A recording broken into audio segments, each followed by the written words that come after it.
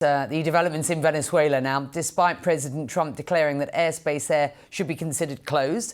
A US deportation flight is due to arrive in the coming hours. This as both Mr. Trump and US Defense Secretary Pete Hegseth continue to distance themselves from a follow-up strike on an alleged drug boat targeted on September the 2nd, insisting that they were not aware of it. Yet, as we've been reporting, military action could soon escalate, with President Trump now saying attacks on land in Venezuela could be imminent. We're going to start doing those strikes on land, too. You know, the land is much easier. It's much easier.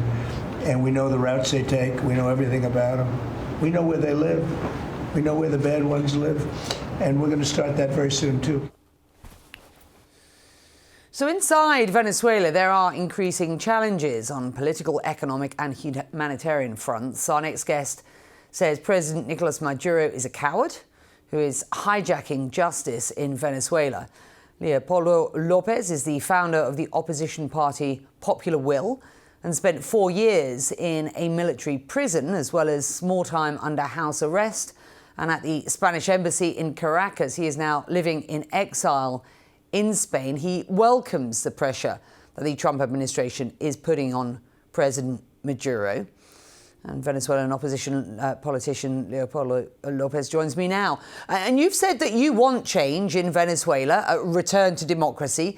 You said that you want it peacefully. At this point, should the US military use military action in your country, would you support that if the stated intention is to force change? Well, thank you very much for the opportunity. I would like to say that this is the opinion of the huge majority of the Venezuelan people, that we have hope that this pressure on the Maduro regime will finally lead to a transition to democracy.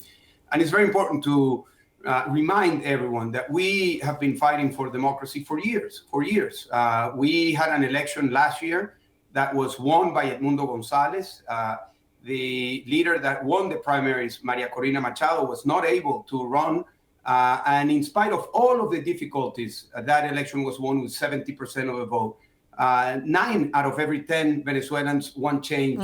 And we have done everything. We have gone to elections. We have tried diplomatic negotiations. We've taken the streets.